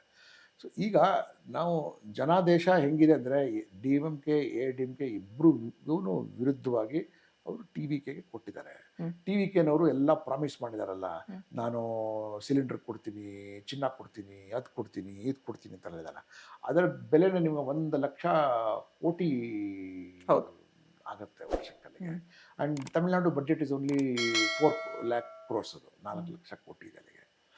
ಸೊ ಹೆಂಗೆ ನಿಭಾಯಿಸ್ತಾರೆ ನೋಡಬೇಕು. ಮತ್ತು ಅವ್ರ ಹತ್ರ ಯಾರೋ ಅನುಭವ ಇರೋರು ಯಾರೋ ಅವ್ರ ಜೊತೆ ಯಾರೂ ಇಲ್ಲ. ಸೊ ಈಗ ಅವ್ರು ಹನಿಮೂನ್ ಪೀರಿಯಡ್ ಇದ್ದಾರೆ. ಈಗ ನಾವು ಯಾಕೆ ಅವ್ರಿಗೆ ಈ ಹಂತದಲ್ಲಿ ಟೀಕೆ ಮಾಡೋಕ್ಕೆ ಹೋಗಬಾರ್ದು. ನಾವು ರಾಜಕೀಯವಾಗಿ ಈಗ ಟೀಕೆ ಮಾಡೋಕ್ಕೆ ಹೋಗಬಾರ್ದು. ಯಾಕಂದರೆ ಹೇಳೋಕ್ಕಾಗಲ್ಲ. ಇಫ್ ಈ ಇಸ್ ಗುಡ್ ಆ್ಯಂಡ್ ಸಕ್ಸಸ್ಫುಲ್ ಈ will do A very good job ಅಲ್ಲಿ. ಅವ್ರಿಗೆ ಒಂದು 5-6 ತಿಂಗಳು ಸಮಯ ಕೊಡಿ, ಆಮೇಲೆ ಟೀಕೆ ಪರ ನಾವು ಮಾಡ್ಬೋದೇನೋ. ಈಗಿಂದನೇ ನಾವು ಊಹಾ ಮಾಡಿ ಅವ್ರಿಗೆ, ಯಾಕಂದರೆ ಅದು ಜನಾದೇಶ. ನಾವೀಗ ಮಾತಾಡೋಕೆ ಹೋದರೆ ಜನಾದೇಶಕ್ಕೆ ವಿರುದ್ಧವಾಗಿ ಮಾತಾಡೋದಾಗುತ್ತೆ. ಓಕೆ. ನರೇಂದ್ರ ಮೋದಿ ಅವರು ಮೊನ್ನೆ ಹೈದರಾಬಾದಲ್ಲಿ ಒಂದು ಸ್ಪೀಚಲ್ಲಿ 7 ಸಂದೇಶಗಳನ್ನು ಕೊಟ್ಟರು ಇಡೀ ದೇಶಕ್ಕೆ. ಸಾರ್ವಜನಿಕ ಇದನ್ನ ಯೂಸ್ ಮಾಡಿ, ವರ್ಕ್ ಫ್ರಮ್ ಹೋಮ್ಗೆ ಪ್ರಿಪೇರ್ ಮಾಡಿ, ಚಿನ್ನ ಖರೀದಿ ಮಾಡಬೇಡಿ, ಮತ್ತು ಇನ್ನು ಕೆಲವು ಏನು ಸಂದೇಶ ಕೊಡ್ತಾ ಇದ್ದಾರೆ. ಅದ್ರ ಅಲ್ಲದೆ ಮೊನ್ನೆ ಇದು ಬೇರೆ, ಎಲ್ಲರ ಮೊಬೈಲಿಗೆ ಕಾಷನ್ ಅಲಾರ್ಮ್ ಬೇರೆ ಬಂತು. ಏನು ಎಲ್ಲರ ಮೊಬೈಲ್ಗೂ ಇದು ಒಂದು ಸೈರನ್ ಅಲರ್ಟ್ ಕೊಟ್ಟರು. ಲೈಕ್ ಎಲ್ಲರ ಮೊಬೈಲ್ ಸೈರನ್ ಬರುತ್ತೆ ಸರ್, ಅಂದ್ರೆ ಅದು ಚೆಕ್ ಮಾಡೋದಕ್ಕೆ ಪ್ರತಿ ರಾಜ್ಯದಲ್ಲೂ. ಈ ಮೊನ್ನೆ ಬೆಂಗಳೂರಲ್ಲಿ ಕೂಡ ಎಲ್ಲರ ಮೊಬೈಲ್ ಕೂಡ ರಿಂಗ್ ಆಯ್ತು ಸೈರನ್. ಹೌದಾ? ಹೌದು, ನನಗೆ ಗೊತ್ತಾಗಿಲ್ಲ. ಇದು 2ನೇ ಸಲ, ಲಾಸ್ಟ್ ಇಯರ್ ಒಂದ್ಸಲ ಇದು ಮಾಡಿ ಚೆಕ್ ಮಾಡೋದಕ್ಕೆ ಅಂತ. ಪ್ರಧಾನ ಮಂತ್ರಿ ಅವರು ತುಂಬ ಯೋಚನೆ ಮಾಡಿಬಿಟ್ಟು ಇಂಥ ಒಂದು ಸ್ಟೇಟ್ಮೆಂಟ್ ಕೊಟ್ಟಿದ್ದಾರೆ. ಮತ್ತು ಯಾರೇ ಪ್ರಧಾನಮಂತ್ರಿ ಇರಲಿ ದೇಶದಲ್ಲಿ, ಅವರು ಆ ಸಮಯದಲ್ಲಿ ದೇಶದ ಹಿತವನ್ನು ಕಾಪಾಡೋದು ಅವ್ರದ್ದು ಸರ್ವೋಪರಿ ಕರ್ತವ್ಯ ಆಗಿರುತ್ತೆ, ಯಾವುದೇ ಪಕ್ಷದವ್ರು ಇದ್ರೂ. ಸೊ ಅದಕ್ಕೆ ನಾವು ರಾಜಕೀಯನೂ ಬಳಸಬಾರ್ದು, ಮತ್ತು ವೀಕ್ನೆಸ್ ಅಂತಲೂ ಪರಿಗಣಿಸಬಾರ್ದು. ಇದು ಸ್ಟ್ರೆಂಥಿಂಗ್ ಎಕ್ಸಸೈಸ್. ಪ್ರಧಾನಮಂತ್ರಿ ಇಂದಿರಾ ಗಾಂಧಿಯವರು ಕೂಡ ಒಂದು ಕಾಲದಲ್ಲಿ ಹೇಳಿದ್ರು, ಆವಾಗ ದೇಶ ಕಠಿಣ ಪರಿಸ್ಥಿತಿ ಒಳಗೆ ಇತ್ತು. ಆಗ ನೀವು ಅನುಕೂಲಸ್ಥರು ದುಡ್ಡು ಹಾಳು ಮಾಡಿಕೊಂಡು ಫಾರಿನ್ ಕರೆನ್ಸಿ ಹಾಳು ಮಾಡೋಕ್ಕೆ ಹೋಗಬೇಡಿ, ದೇಶಕ್ಕೆ ಬೇಕಾಗಿರುತ್ತೆ ಅಂತ. ಒಂದು ಕಾಲದಲ್ಲಿ ಅಕ್ಕಿ ಇಲ್ದಿರುವಾಗ ಲಾಲ್ ಬಹದ್ದೂರ್ ಶಾಸ್ತ್ರಿ ಅವ್ರು ಏನು ಹೇಳಿದ್ರು, ಸೋಮವಾರ ರಾತ್ರಿ ಊಟ ಬಿಟ್ಬಿಡಿ, ನೀವು ಅಕ್ಕಿ ಇರುತ್ತೆ ಅಂತ. ಸೊ ಇದೆಲ್ಲ ಮಾಡೋದು ದೇಶದ ಹಿತಕ್ಕೋಸ್ಕರ ಮಾಡ್ತಾರೆ ಹೊರತು, ದೇಶ ಏನು ದರಿದ್ರಕ್ಕೆ ಹೋಗ್ಬಿಟ್ಟಿದೆ ಅಥವಾ ದೇಶ ಕಷ್ಟಕ್ಕೆ ಸಂಕಷ್ಟಕ್ಕೆ ಹೋಗಿದೆ ಅಂತ ಅದು ನೋಡ್ಬೋದು. ತುಂಬ ಒಳ್ಳೆ ಸಂದೇಶ ಕೊಟ್ಟಿದ್ದಾರೆ ಪ್ರಧಾನಮಂತ್ರಿ. ಅವ್ರೇನು ಹೇಳಿದ್ದಾರೆ, ಫಾರಿನ್ ಟ್ರಾವೆಲ್ಲು ಮತ್ತು ಫಾರಿನ್ ಕರೆನ್ಸಿ ಬಳಕೆ ಕಮ್ಮಿ ಮಾಡಿ, ನೀವು ಗೋಲ್ಡ್ ತಗೊಳ್ಳೋದು ಕಮ್ಮಿ ಮಾಡಿ, ಮತ್ತು ಸಾಧ್ಯವಾದಷ್ಟು ಎಲೆಕ್ಟ್ರಿಕ್ ವೆಹಿಕಲ್ಸ್ ಉಪಯೋಗ ಮಾಡಿಕೊಡಿ, ವರ್ಕ್ ಫ್ರಮ್ ಹೋಮ್ ಮಾಡ್ಕೊಳ್ಳಿ ನೀವು ಅಂತ ಸೂಚನೆಗಳು ಕೊಟ್ಟಿದ್ದಾರೆ. ಇದೆಲ್ಲ ಏನಕ್ಕೆ ಮಾಡ್ತಾ ಇರೋದು? To strengthen the economic security of the country, energy security of the country. ಯಾಕಂದರೆ ಕೆಲವು ವಿಷಯಗಳು ನಮ್ಮ ಕಂಟ್ರೋಲಿಂದ ಹೊರಗಿದೆ. ಈ ಹಾರ್ಮೋನ್ಸ್ ಮೂಲಕ ನಮಗೆ ತೈಲ ಬರೋದು, ಮತ್ತು ರಷ್ಯಾದಿಂದ ಬರೋದು, ವೆನ್ಜುವೆಲಾದಿಂದ ಬರೋದು ಇತ್ಯಾದಿಗಳು. ಯು ನೆವರ್ ನೋ, ವೊಲಾಟೈಲ್ ಮಾರ್ಕೆಟ್ಸಲ್ಲಿ ಏನು ಬೇಕಾದರೂ ಆಗ್ಬೋದು. ಸೊ ಅಂಥದ್ರ ಸಮಯದಲ್ಲಿ ಯಾವ ರೀತಿ ಮನೆ ಒಳಗೆ ಕಷ್ಟ ಬರುವಾಗ ತಂದೆ ಹೇಳ್ತಾರಲ್ಲ, ಪಾಲ್ತು ಖರ್ಚು ಮಾಡೋಕ್ಕೆ ಹೋಗಬೇಡಿ, ಸ್ವಲ್ಪ ಮೇಯ್ನ್ ಏನಾದರೂ ದುಡ್ಡು ಬೇಕಾಗಿರುತ್ತೆ ಮನೆಯಲ್ಲಿ. ಅದೇ ಅಂತ ತಂದೆ ಸಮಾನ ರಾಷ್ಟ್ರದಲ್ಲಿ ಅವ್ರು ಹೇಳಿದ್ದಾರೆ, ಇದೆಲ್ಲ ಮಾಡೋಕ್ಕೆ ಹೋಗಬೇಡಿ ಅಂತ. ಇದಕ್ಕೆ ಹಾಸ್ಯಾಸ್ಪದವಾಗಿ, ನಾಟಕೀಯವಾಗಿ ಚಿಲ್ಲರೆ ಕಂತ್ರಿ ರಾಜಕೀಯ ಮಾಡೋಕ್ಕೆ ಹೋಗಬಾರ್ದು. ಇವತ್ತು ಕೂಡ ತಾವು ನೋಡಿ, ಇಷ್ಟು ಏರ್ಪೇರ್ ಆಗಿದೆಲ್ಲ ಇದರ ಗ್ಯಾಸ್ ಸರಬರಾಜು ಒಳಗೆ, ತೈಲ ಸರಬರಾಜು ಒಳಗೆ. ನನಗೆ ಗೊತ್ತಿದ್ದ, ನನ್ನ ಸ್ನೇಹಿತರಿದ್ದಾರೆ, ನನ್ನ ಮಗ ಕೂಡ ಇಂಗ್ಲೆಂಡಲ್ಲಿದ್ದಾನಲ್ಲ, £1.95 1 ಲೀಟರ್ ಡೀಸೆಲ್ಗೆ. £1.95 ಅಂದರೆ ಆಲ್ಮೋಸ್ಟ್ 230 ರೂಪೀಸ್ ಆಗುತ್ತೆ 1 ಲೀಟರ್ ಡೀಸೆಲ್ಗಲ್ಲಿಗೆ. ನಾವು ಇಷ್ಟು ಕೊಡ್ತೀವಿ ಇಲ್ಲಿಗೆ, ನಾವು 98 ರೂಪಾಯಿ ಕೊಡ್ತೀವಿ ಇಲ್ಲಿ ಡೀಸೆಲ್ಗಲ್ಲಿಗೆ. ಗೊತ್ತಾಯ್ತಲ್ಲ, ಅಲ್ಲಿಗೆ ಅಮೆರಿಕಾದಲ್ಲಿ ಡೀಸೆಲ್ ಪೆಟ್ರೋಲ್ ಬೆಲೆ ಇಂಡಿಯಾಕ್ಕಿಂತ ಜಾಸ್ತಿ ಇದೆ. ಪಾಕಿಸ್ತಾನ ಇತ್ಯಾದಿಗಳದ್ದು ಮಾತಾಡೋದೇ ಬೇಡ, ಅವ್ರ ಜೊತೆ ಕಂಪೇರ್ ಮಾಡಿ. ಅವರಲ್ಲಿ 5 ಲೀಟರ್ ಮೇಲೆ ಕೊಡೋದೇ ಇಲ್ಲ, ಗೊತ್ತಾ? 400 ರೂಪಾಯಿ ಲೀಟರ್ ಇದೆ, 500 400 ರೂಪೀಸ್ ಪರ್ ಲೀಟರ್ ಇದೆ. ನೇಪಾಳಲ್ಲಿ ಇಟ್ ಈಸ್ ಮೋರ್, ಭೂಟಾನಲ್ಲಿ ಜಾಸ್ತಿ ಆಗಿದೆ ಅಲ್ಲಿಗೆ ನಿಮಗೆ. ಮತ್ತು ಸಿಂಗಪೂರಲ್ಲಿ ಕೂಡ ರ್ಯಾಷನ್ ಮಾಡಿದ್ದಾರೆ.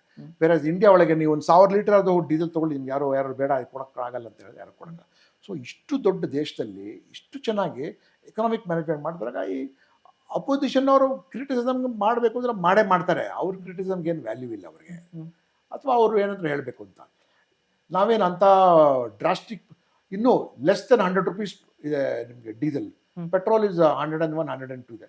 ಪೆಟ್ರೋಲ್ ರೇಟ್ ನೋಡಿ ಬೇರೆ ಕಂಟ್ರಿ ಒಳಗೆ ಹಿಂಗಿದೆ, ಇಂಡಿಯಾ ಒಳಗೆ ಚಾರ್ಟ್ ತೆಗೆದು ನೋಡಿ, ನೀವೇ ಚಾರ್ಟ್ ತೆಗೆದು ನೋಡಿ ಕಮ್ಮಿ ಇದೆ. ಅಂತ ಅದರಲ್ಲಿ ಪ್ರಧಾನಮಂತ್ರಿ ಏನು ಹೇಳ್ತಾ ಇದ್ದಾರೆ, ಎಲೆಕ್ಟ್ರಿಕ್ ವೆಹಿಕಲ್ ಯೂಸ್ ಮಾಡಿ.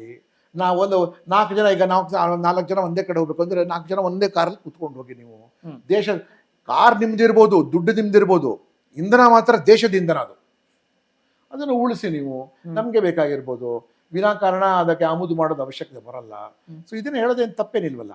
ನಾವು ಇಲ್ಲಿ ಮಾಡಿದ್ವಿ ಕರ್ನಾಟಕ, ಕೆಲವು ಸರ್ತಿ ಸರ್ಕಾರದಲ್ಲಿ ಕೂಡ ಕೆಲವು ಸರ್ತಿ ಆರ್ಥಿಕ ನಾವು ಕ್ರಮಗಳು ತಗೊಳ್ಳುವಾಗ, ಇಲ್ಲೇ 2008ನೇ ಇಸ್ವಿಲಿ ಅವಾಗ ಇದೆಲ್ಲ ಇರುವಾಗ ನಮ್ಮ ಸರ್ಕಾರನೇ ಇತ್ತು, ನಮ್ಮ ಮಾನ್ಯ ಯಡಿಯೂರಪ್ಪನವರು. ಅವಾಗ ನಾವು ಕಂಪ್ಲೀಟ್ಲಿ ಏರೋಪ್ಲೇನಲ್ಲಿ ಫಸ್ಟ್ ಕ್ಲಾಸ್ ಟ್ರಾವೆಲ್ ಬ್ಯಾನ್ ಮಾಡಿದ್ವಿ, ಫಾರಿನ್ ಟ್ರಾವೆಲ್ ಆಫೀಸರ್ಸ್ ಹೋಗೋದು ಬ್ಯಾನ್ ಮಾಡಿದ್ವಿ ನಾವು ಅಲ್ಲಿಗೆ.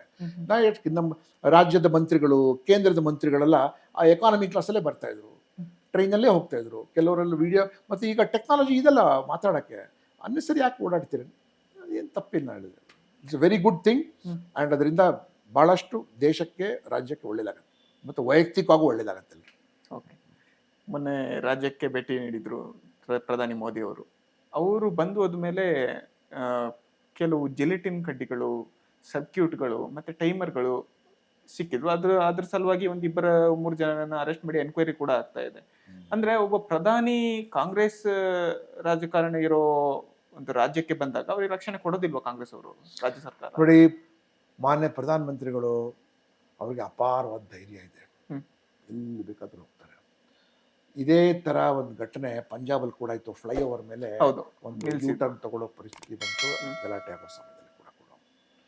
ಈ ಏನು ತಾವು ನಮ್ಮ ಮೆನ್ಷನ್ ಮಾಡ್ತಾ ಇದ್ದಾರೆ ಕನಕ್ಪುರ ಹತ್ರ, ಜೆಲೆಟಿನ್ ಸ್ಟಿಕ್, ಟೈಮರ್ ಗೊತ್ತಿಲ್ಲ ಸಿಕ್ಕಿದೀವಲ್ಲ ಗೊತ್ತಿಲ್ಲ, ಹಂಗೆ ಜೆಲೆಟಿನ್ ಸ್ಟಿಕ್ ಸಿಕ್ಕಿದೆ ಅಂತ.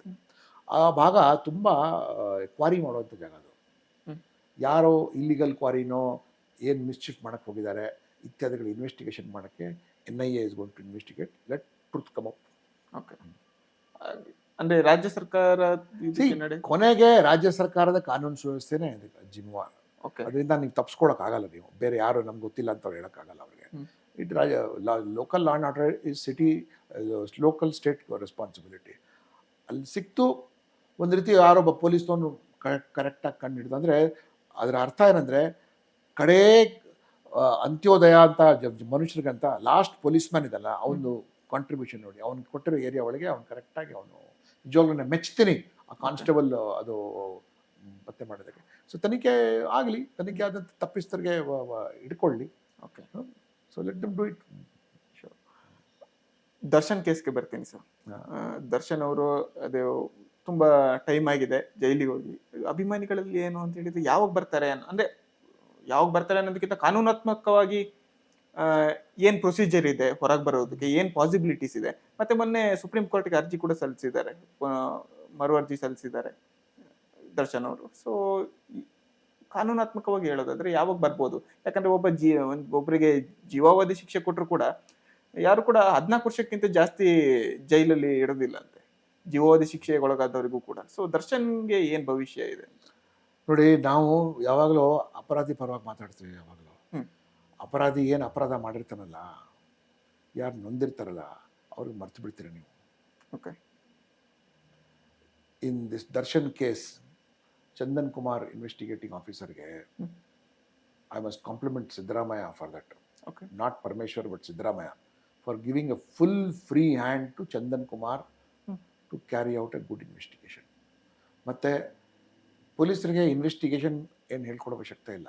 ಸರ್ಕಾರ ಮುಕ್ತವಾದ ವಾತಾವರಣ ಮಾಡಿಕೊಟ್ರೆ police will do A good job. So ಎಷ್ಟೊಂದು ಎವಿಡೆನ್ಸ್ ಸಿಕ್ಕಿದೆ, ಸಾಕಷ್ಟು ಎವಿಡೆನ್ಸ್ ಸಿಕ್ಕಿದೆಲ್ಲ ಅಲ್ಲಿಗೆ. ನಿಮಗೆ ಫುಟ್ ಪ್ರಿಂಟ್ ಸಿಕ್ಕಿದೆ, ಮಣ್ಣು ಸಿಕ್ಕಿದೆ, CCTV ಸಿಕ್ಕಿದೆ, ಮತ್ತು ಇವನೇ ಹೋಗಿ ಹೊಡೆಯೋದು ಬಡಿಯೋದು ಸಿಕ್ಕಿದೆ. ಮತ್ತು ಯಾವುದೋ ಒಂದು ಹೆಣ್ಮಗಳು ಅವಳಿಗೆ ಅವೇಲನಕಾರಿಯಾಗಿ ಯಾರೋ ಪೋಸ್ಟ್ ಹಾಕಿದ್ದಕ್ಕೆ ಅವನಿಗೆ ಎಳ್ಕೊಂಬಂದು ಒಂದು ಫಾರ್ಮ್ ಹೌಸಲ್ಲಿ ಅವನ ಒಂಟಿ ಅವನಿಗೆ ಹಾಕಿ ಕೈ ಕಾಲಿಂದ ಏನು ಪ್ರತಾಪ ಇದು, ಯಾವ ಪುರುಷಾರ್ಥ ಇದು. ಮತ್ತು court also is very sensitive. ಇಂಥ ಸಮಯದಲ್ಲಿ ಇಂಥವ್ರಿಗೆಲ್ಲ ಬೇಲ್ ಕೊಟ್ಬಿಟ್ರೆ ಜನರಿಗೆ ದೇಶದ ನ್ಯಾಯ ಸ್ಥಿತಿಯೊಳಗೆ ನಂಬಿಕೆನೇ ಹೊಟ್ಟೋಗ್ಬಿಡುತ್ತೆ. ಮತ್ತು ಜೈಲಿಗೆ ಹಾಕಿದ ನಂತರ ಕಾಲ ಮೇಲೆ ಕಾಲು ಹಾಕ್ಕೊಂಡು ಕಾಫಿ ಕುಡ್ಕೊಂಡು ಸಿಗರೇಟ್ ಸೇರ್ಕೊಂಡು ಅಂದರೆ ಜೈಲ್ ವ್ಯವಸ್ಥೆನೂ ನಮ್ಮದು ಅಂತ ಅಂದ್ಕೊಳ್ಳೋದು. ಮತ್ತು ಇದನ್ನು ನನ್ನ ಹುಷಾರಿಲ್ಲ ಬೆನ್ನೋವು ಇದೆ ಅಂತ ಹೇಳಿ ಬೈಲ್ ಮೇಲೆ ಹೊರಗಡೆ ಬಂದುಬಿಟ್ಟು ಮೌಜ್ ಮಸ್ತಿ ಮಾಡ್ಕೊಂಡೆಲ್ಲೋ ಇರೋದು, ಆಪರೇಷನ್ನೇ ಮಾಡ್ಕೊಳ್ಳಿರೋವಂಥದ್ದು. ಇದೆಲ್ಲ ಇಷ್ಟು ಓವರ್ ಪವರಿಂಗ್ ಎವಿಡೆನ್ಸ್ ಇರುವಾಗ ಅಲ್ಲಿಗೆ. ಮತ್ತು ದೆನ್ ನೀವು ಅಲ್ಲಿ ಎಕ್ವಿಪ್ಮೆಂಟ್ ಎಲ್ಲ ಸಿಕ್ಕಿದೆ, ಥಾರ್ ವೆಹಿಕಲ್ ಇರೋದು ಎಲ್ಲ ಇರುವಾಗ. ಮತ್ತು ಇವತ್ತು ಈ ಸ್ಟಾರ್ಗಳಿಗೆ ಯಾರು ಎನಿಮಿ ಇದ್ದರೆ ಅವರ ಫ್ಯಾನ್ ಕ್ಲಬ್, ಅವರು ಹಿಂಬಾಲಕರಿಂದ ಅವರಿಷ್ಟು ದೊಡ್ಡ ಎಲ್ಲ ಪೋಲಿಗಳ ಗುಂಪು, ರೌಡಿಗಳ ಗುಂಪು. ನನಗೂ ಟ್ರಾಲ್ ಮಾಡೋಕ್ಕೆ ಪ್ರಯತ್ನ ಮಾಡಿದ ಮಕ್ಕಳ ಯಾರು ಮಾತಾಡೋ ಬಂದರೆ ಬ್ಲಡಿ ಪುಲ್ಲಿ ಉಂಟು bloody police station and see that your punished ಅಂತ. ಅವಾಗ ಈ ಒಂದು ರಮ್ಯಾಗೆ ಏನೋ ಅವೇಲಣ ಸರಿಯಾಗಿ ಪೊಲೀಸ್ ಕಮಿಷನರ್ ಕ್ರಮ ತೆಗೆದುಕೊಂಡ್ರು. ಮಾತಾಡೋ ನನ್ನ ಹತ್ರ ನನಗೆ ಅವಾಗ ಏನು ಹೇಳಿದ್ರು, ಏನು ನಮ್ಮ ನಾಯಕರು, ಯಾವ ನಿಮ್ಮ ನಾಯಕ ರೀ, ನಿಮ್ಮ ನಾಯಕ ಕೊಲೆ ಮಾಡ್ತಾನೆ. ಆ್ಯಂಡ್ ನಮಗೆ ನಾಯಕ ಅಂದರೆ ರಾಜ್ಕುಮಾರ್ ನಾಯಕ, ನಮಗೆ ಮಾರಲ್ ನಾಯಕ ಅಂದರೆ ಅವರು ನಾಯಕರು ಹೆಂಗಿರಬೇಕು. ನಾವು ಇದೆಲ್ಲ ಈ ರೌಡಿಸಮ್ನ ಒಪ್ಪೋದೇ ಇಲ್ಲ. I don't agree with this kind of rowdyism. ಹಿಂದೆ ಬೇರೆ ಫಿಲ್ಮ್ ಸ್ಟಾರ್ದು ಕೂಡ ನಾನು ಓಪನ್ ಆಗಿ ನಾನು ಹೇಳಿದ್ದೀನಿ, ಏನು ಒಂದು ಪ್ಯಾಂಟ್ ಹಾಕ್ಕೊಂಡು ನೀವು ಚೆಸ್ಟ್ ಮೇಲೆ ಎಲ್ಲ ಫುಲ್ ಬೇವ್ತ್ಕೊಂಡು ದೊಡ್ಡ ಮಚ್ಚಲ್ಲಿ ರಕ್ತ ತುಡು, ಅದು ಏನು ಯಾವ ಹೀರೋಪ್ಪ ನೀನು, what bloody hero you are? ಇದನ್ನು ನೀವು ತೋರಿಸ ಏನು ಸ್ಟೋರಿ ಲೈನ್ ಇಲ್ವಾ ಕನ್ನಡ ಮೂವಿ ಒಳಗೆ? ಇಂಥ ಕಂಟ್ರಿ ಪಿಕ್ಚರ್ಗಳು ನೀವು ಮಾಡ್ತೀರಾ. ಮತ್ತು it caters to all bloody uneducated fellows over there and they are ಇಂಥವ್ರಿಗೆ ನೋಡ್ಬಿಟ್ಟು ಅವ್ರುಗಳೇ ರೌಡಿ ಆಗ್ತಾರೆ. They think that rowdyism is an industry ಅಂತ.